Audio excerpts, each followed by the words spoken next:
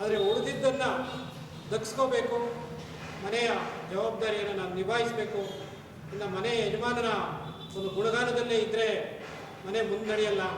ನನ್ನ ನಂಬಿರುವಂಥ ಬಳಗಕ್ಕೆ ನಾನೇನಾದರೂ ನಮ್ಮ ತಂದೆಯ ಹೆಸರನ್ನು ಹೇಳಿ ಕೊಡುಗೆಯನ್ನು ಕೊಡಬೇಕಂತ ಮುಂದೆ ಬಂದಂಥ ಒಬ್ಬ ಯುವ ಚೇತನ, ಪದವೀಧರ ಯುವ ಕಣ್ಮಣಿ, ಒಂದು ಚಿಕ್ಕ ವಯಸ್ಸಿಗೆ ರಾಜ್ಯಾಧ್ಯಕ್ಷರಾಗಿ ನನ್ನ ತಂದೆಯ ಜವಾಬ್ದಾರಿಯನ್ನು ಕಟ್ಕೊಂಡು ಒಂದು ಯುವ ಬಳಗವನ್ನು ಕಟ್ಕೊಂಡವರು ಪ್ರಜ್ವಲ್ ಶಂಕರ್ ಅವರು. ಅವರ ಹಾದಿಯಲ್ಲಿ ನಾವೆಲ್ಲ ಸಾಕ್ತಿದ್ದೀವಿ.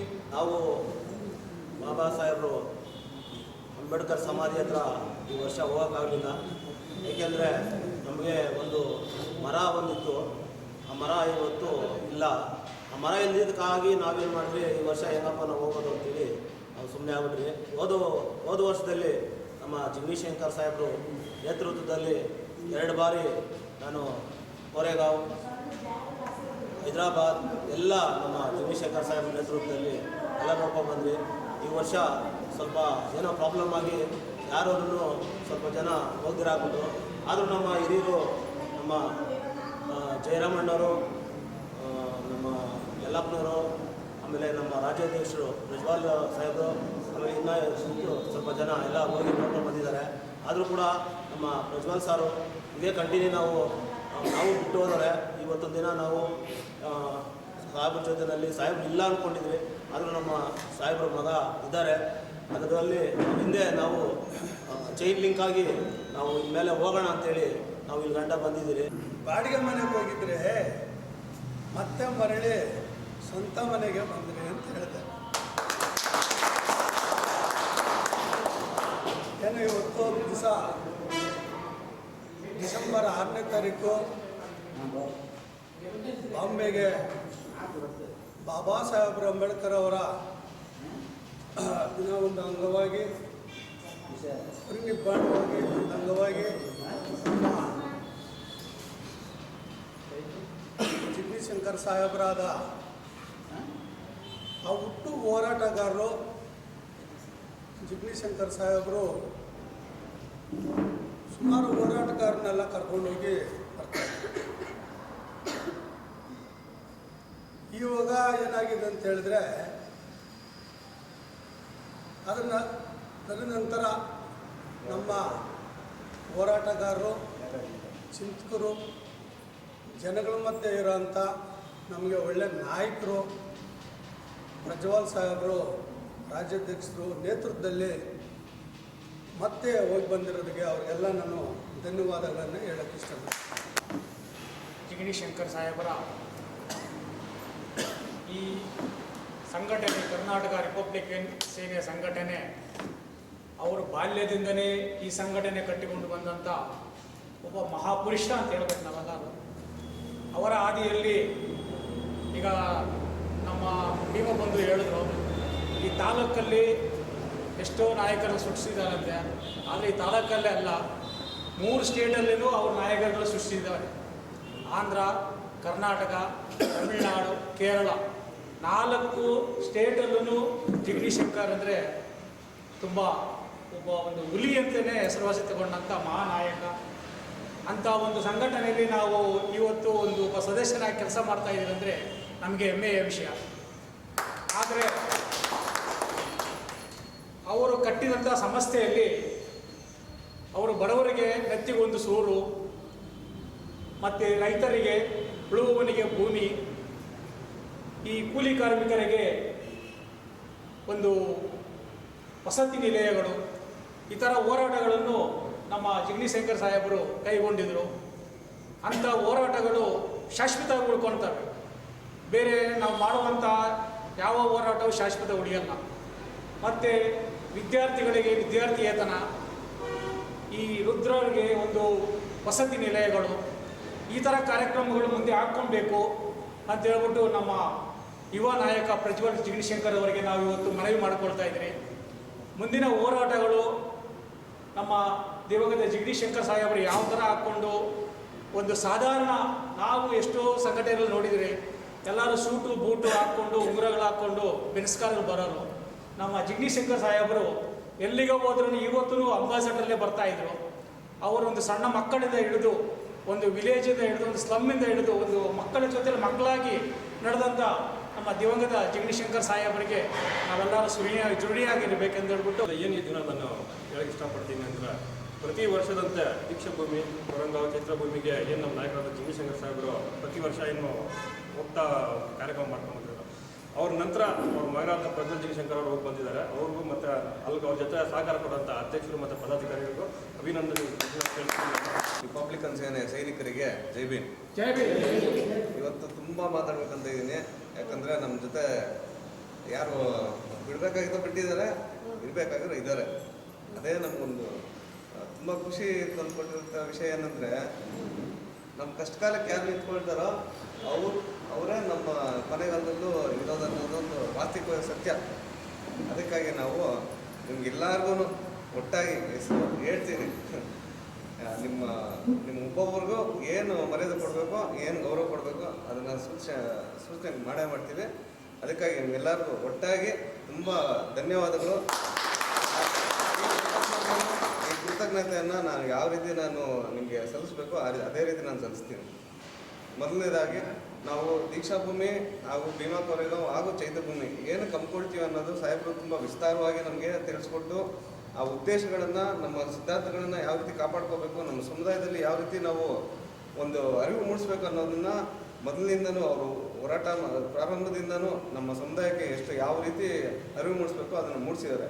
ಇವತ್ತು ಎಷ್ಟೋ ನೂರಾರು ಜನ ನಾಯಕರಾಗ್ತಾರೆ ಅಂದರೆ, ಆ ಒಂದು ನಾಯಕತ್ವ ಬರೋದಕ್ಕೆ ಏನೇನು ಅವ್ರಿಗೆ ತಿಳಿಸ್ಕೊಡ್ಬೇಕು, ಏನೇನು ಅವ್ರು ಕಲಿಸ್ಬೇಕು ಅನ್ನೋದು ಒಂದು ವಿಚಾರದಲ್ಲಿ ಅವ್ರು ತುಂಬ ಸೂಕ್ಷ್ಮವಾಗಿ ಯಾವ ನಾಯಕರಿಗೆ ಯಾವ ವ್ಯಕ್ತಿಗೆ ನಾವು ಯಾವ ರೀತಿ ಅವ್ರನ್ನ ಬೆಳೆಸಿದ್ರೆ, ಯಾವ ರೀತಿ ಅವ್ರಿಗೆ ಒಂದು ಐಡಿಯಾ ಕೊಟ್ಟರೆ ಅವರು ಬೆಳೀತಾರೆ, ಅಥವಾ ಅವ್ರಿಗೊಂದು ವಿಚಾರ ಯಾವ ರೀತಿ ಮುಗಿಸಿದ್ರೆ ಅವರು ಮುಂದಕ್ಕೆ ಬರ್ತಾರೆ ಅನ್ನೋದನ್ನ ತುಂಬ ಸೂಕ್ಷ್ಮವಾಗಿ ಅದನ್ನು ನಡೆಸ್ಕೊಟ್ಟಿದ್ದಾರೆ.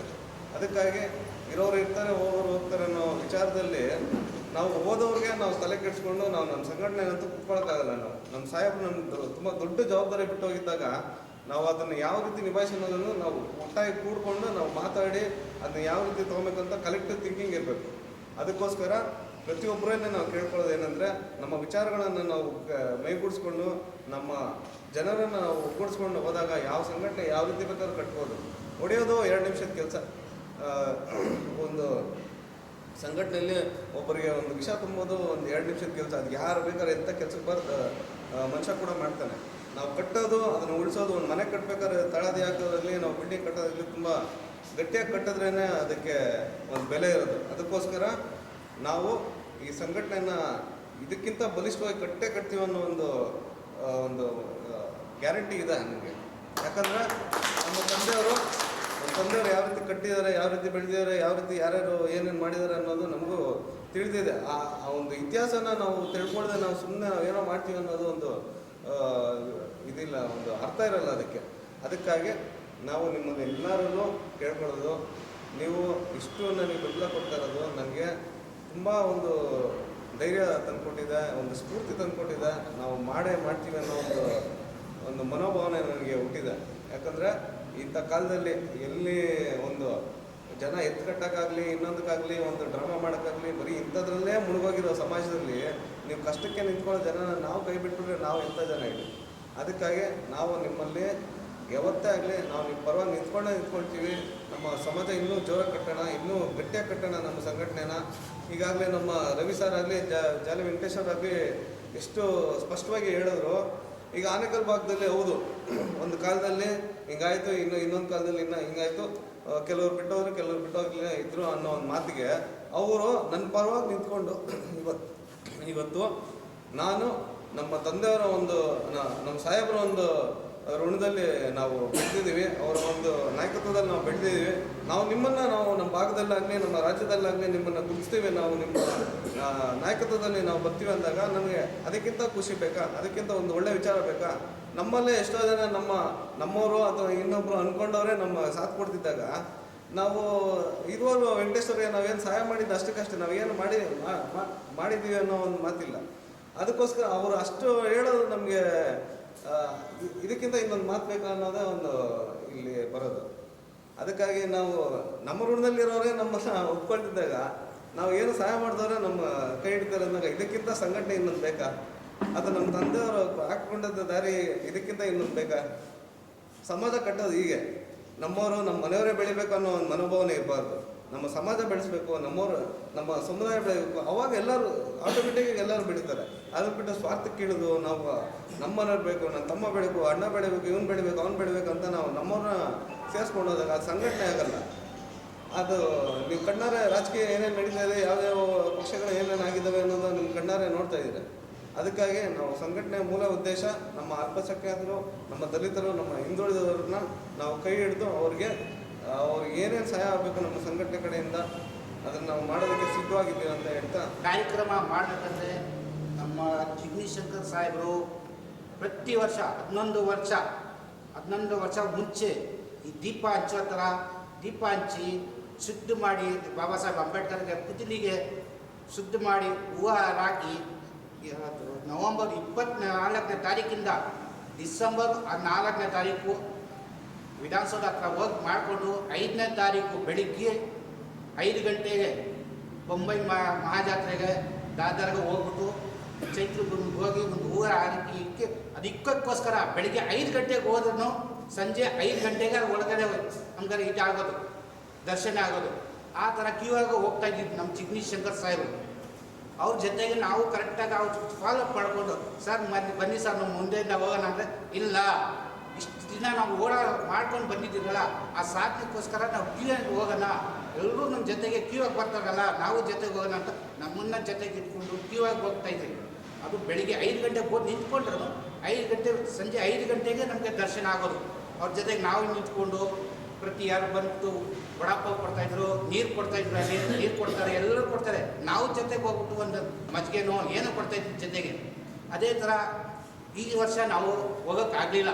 ಆದರೆ ಆ ಕಾರ್ಡ್ ನಮಗೂ ಏನೋ ಪ್ರಾಬ್ಲಮ್ ಇತ್ತು, ಅದಕ್ಕೋಸ್ಕರ ನಾವು ಎಲ್ಲರೂ ಯಾರು ಹೋಗೋಕ್ಕಾಗಲಿಲ್ಲ ಅನ್ನೋ ಕಾರಣ. ಆದರೆ ಈ ವರ್ಷ ನಮ್ಮ ಪ್ರಜ್ವಲ್ ಜಿಗ್ನಿ ಶಂಕರ್ ನಮ್ಮ ಜಿಗ್ನಿ ಶಂಕರ್ ಸಾಹೇಬರು ಆ ತೀರ್ಮಾನ ತಗೊಂಡು ಮಾಡಿದ್ರಲ್ಲ, ಜಿಗ್ನಿ ಶಂಕರ್ ಸಾಹೇಬರು ಹೃದಯ ಖುಷಿ ಆಗಾಯಿತು. ನಮಗಂತೂ ತುಂಬ ಖುಷಿ ಆಯಿತು.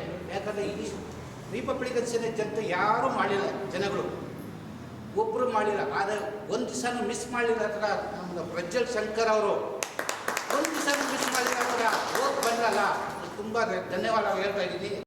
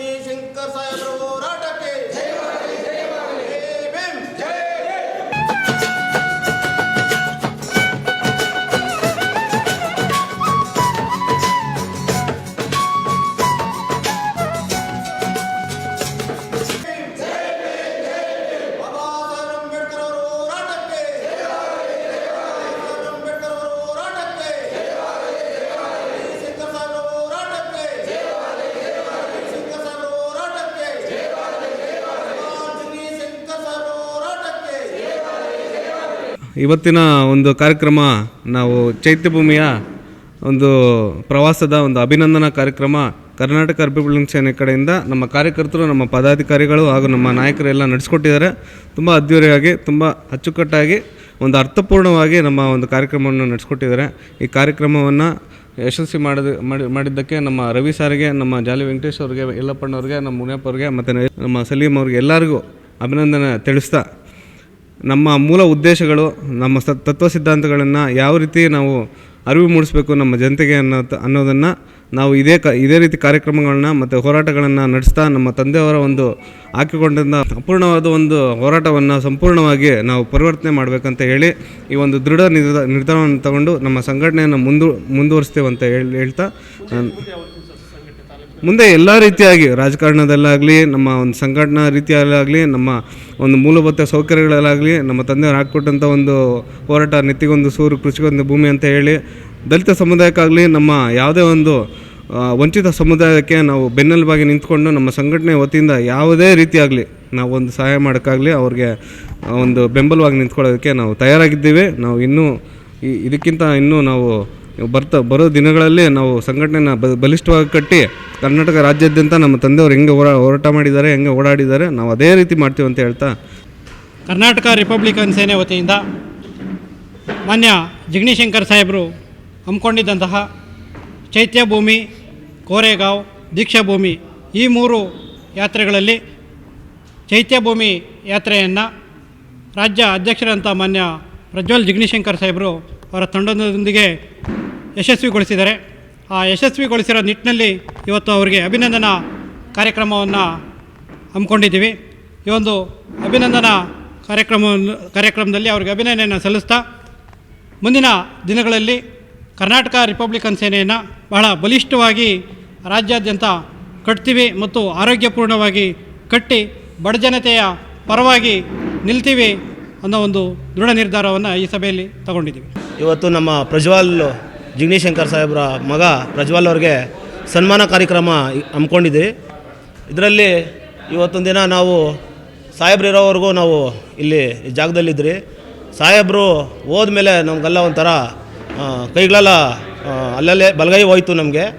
ಅದರಿಂದ ಈಗ ದಿನ ಅದೇ ನಮ್ಮ ಜಿಗ್ನಿಶಂಕರ್ ಸಾಹೇಬ್ರ ಮಗ ಪ್ರಜ್ವಲ್ ಅವ್ರನ್ನ ರಾಜ್ಯಾಧ್ಯಕ್ಷರಾಗಿ ನಾವು ಮಾಡಿದ್ದು ಮುಖಾಂತರದಲ್ಲಿ ಇವತ್ತು ಅವ್ರಿಗೆ ಸನ್ಮಾನ ಕಾರ್ಯಕ್ರಮ ಇಟ್ಕೊಂಡು ಇವತ್ತು ಈ ಕಾರ್ಯಕ್ರಮದಲ್ಲಿ ನಾವು ಸುಮಾರು ಒಂದು 10 ಜನ ಈ ಕಾರ್ಯಕ್ರಮಕ್ಕೆ ಬಂದಿದ್ದೀರಿ. ಇದೇ ಕಾರ್ಯಕ್ರಮದಲ್ಲಿ ಈಗ 10 ಜನ ಒಬ್ಬೊಬ್ಬರು ನೆಕ್ಸ್ಟು ಭಾನುವಾರ 10ನೇ ತಾರೀಕು ಐಬಿನಲ್ಲಿ ಆನೇಕಲ್ಲಲ್ಲಿ ಐಬಿನಲ್ಲಿ ಈ ಕಾರ್ಯಕ್ರಮದಲ್ಲಿ ಯಾರ್ಯಾರು ಹಮ್ಮಿಕೊಳ್ತಾರೆ ಅವರೆಲ್ಲನೂ ನೆಕ್ಸ್ಟು ಭಾನುವಾರ ಎಲ್ಲರೂ ಒಬ್ಬೊಬ್ಬರು ಇನ್ನೂ ಒಂದು 10 ಜನ ಕರ್ಕೊಬಂದರೆ 20 ಜನ ಆಗ್ತಾರೆ. ಹಂಗಾಗಿ ಈ ಕಾರ್ಯಕ್ರಮದಲ್ಲಿ ನಮ್ಮ ಜಾಲಿ ವೆಂಕಟೇಶು, ಆಮೇಲೆ ನಮ್ಮ ಹೊಂಬಲಘಟ್ಟ ರವಿ, ನಮ್ಮ ದೊಡ್ಡಗಡೆ ಯಲ್ಲಪ್ಪ, ಕೂಡ್ಲು ಜಯರಾಮ್ ಇಂಥವರೆಲ್ಲನೂ ಇವತ್ತು ನಾವು ಇಲ್ಲಿ ಬಂದಿದ್ದೀರಿ. ಈ ಕಾರ್ಯಕ್ರಮ ನೆಕ್ಸ್ಟು ನಾವು ಜನ ಸೇರೋ ಕಾರ್ಯಕ್ರಮ ನಾವು ಐಬಿನಲ್ಲಿ ಇಟ್ಕೊತೀರಿ. ಹಿಂಗೆ ನಮ್ಮ ಜಿಗ್ನಿಶಂಕರ್ ಸಾಹೇಬ್ರ ನೇತೃತ್ವದಲ್ಲಿ ನಮ್ಮ ಪ್ರಜ್ವಲ್ರನ್ನ ಮುಂದಕ್ಕೆ ನಾವು ಎತ್ತಿ ನಿಲ್ಲಿಸ್ತೀರಿ ಅಂತೇಳಿ ನನ್ನ 2 ಮಾತನ್ನು ಮುಗಿಸ್ತೀನಿ. ಜೈ ಭೀಮ್. ಸಾಹೇಬ್ ಅಂಬೇಡ್ಕರ ಪರಿನಿರ್ವಹಣೆ ಕಾರ್ಯಕ್ರಮಕ್ಕೆ ಹೋದಂಥ ನಮ್ಮ ರಾಜ್ಯಾಧ್ಯಕ್ಷರಂಥ ಪ್ರಜ್ವಲ್ ಜಿಗ್ನಿಶಂಕರ್ ಅವರಿಗೆ ಸನ್ಮಾನ ಕಾರ್ಯಕ್ರಮ ಆಯಿತು. ಈ ಕಾರ್ಯಕ್ರಮದಲ್ಲಿ ಇಡೀ ನಮ್ಮ ಕರ್ನಾಟಕ ರಿಪಬ್ಲಿಕನ್ ಸೇನೆ ಎಲ್ಲ ಸದಸ್ಯರು, ಪದಾಧಿಕಾರಿಗಳು ಎಲ್ಲರೂ ಭಾಗವಹಿಸಿದರು. ಎಲ್ಲರಿಗೂ ಧನ್ಯವಾದ. ಹಾಗೂ ಈ ಕಾರ್ಯಕ್ರಮದಲ್ಲಿ ನಮ್ಮನ್ನು ಮುಂದಿನ ಹೋರಾಟಗಳು ಹೇಗಿರಬೇಕೆಂದರೆ, ದೀನ ದಲಿತರಿಗೋಸ್ಕರ, ವಿದ್ಯಾರ್ಥಿಗಳಿಗೋಸ್ಕರ, ಆಮೇಲೆ ಮನೆ ಇಲ್ಲದವ್ರಿಗೆ ಮನೆಗೋಸ್ಕರ ಹೋರಾಟ ಮಾಡಬೇಕಂತೇಳಿ ಎಲ್ಲ ಸಭೆ ತೀರ್ಮಾನ ಮಾಡಿದೆ. ಡಿಸೆಂಬರ್ 6ನೇ ತಾರೀಕು ಪರಿನಿರ್ವಾಣದ ಅಂಗವಾಗಿ ಸುಮಾರು ನಮ್ಮ ರಾಜ್ಯಾಧ್ಯಕ್ಷರು ಹಾಗೂ ತುಂಬ ಲೀಡರ್ಸ್ಗಳೆಲ್ಲ ಸೇರಿ ನಮ್ಮ ಪ್ರಜ್ವಲ್ ರಾಜ್ಯಾಧ್ಯಕ್ಷ ನೇತೃತ್ವದಲ್ಲಿ ಹೋಗಿ ಬಂದು ಅಂಥ ಲೀಡರ್ಗಳು ಭಾಳಷ್ಟು ಜನ ಇಲ್ಲಿದ್ದಾರೆ. ಆ ಅಂಗವಾಗಿ ಈ ಕಾರ್ಯಕ್ರಮವನ್ನು ಆಯೋಜನೆ ಮಾಡಿದಿರಿ. ಬಂದಂಥ ಎಲ್ಲ ಲೀಡರ್ಗಳಿಗೆಲ್ಲ ನಾನು ಅಭಿನಂದನೆಗಳು ಸಲ್ಲಿಸ್ತಾ, ಮುಂದಿನ ದಿನಗಳಲ್ಲಿ ಕರ್ನಾಟಕ ರಿಪಬ್ಲಿಕನ್ ಸೇನೆ ಏನೋ ಜಿಗ್ನಿ ಸಾಹೇಬರ ಹೋರಾಟ ಅವ್ರು ಮಾಡ್ಕೊಂಡು ಬಂದಂಥ ಹಾದಿನಲ್ಲಿ ನಾವೆಲ್ಲರೂ ಲೀಡರ್ಸ್ಗಳೆಲ್ಲರೂ ಒಂದಾಗಿದ್ದೀರಿ. ಈ ತಾಲೂಕಲ್ಲಿ ಬಲಿಷ್ಠವಾಗಿ ಕರ್ನಾಟಕ ರಿಪಬ್ಲಿಕ್ ಸಂಘಟನೆಯನ್ನು ಕಟ್ಟಿ ಸಾಹೇಬರನ್ನು ಹೆಸರನ್ನು ಉಳಿಸಿ ಆಗ ನಮ್ಮ ಜಿಗ್ನಿಶಂಕರ್ ಸಾಹೇಬರ ನೇತೃತ್ವದಲ್ಲಿ ನಾವೆಲ್ಲ ಭಾಳಷ್ಟು ಹೋರಾಟಗಳು ಮಾಡ್ಕೊಂಡು ಬಂದಂಥವ್ರು ನಾವೆಲ್ಲನೂ ಹೆಚ್ಚಾಗಿ ನಮ್ಮ ಜನದಲ್ಲಿ ಇದ್ದಂಥ ನಾಯಕರು, ಜನಗಳಿಗಾಗಿದ್ದಂಥ ನಾಯಕರು ನಮ್ಮ ಪ್ರಜ್ವಲ್ ಸಾಹೇಬರು ನಮ್ಮ ಜೊತೆಯಲ್ಲಿದ್ದಾರೆ.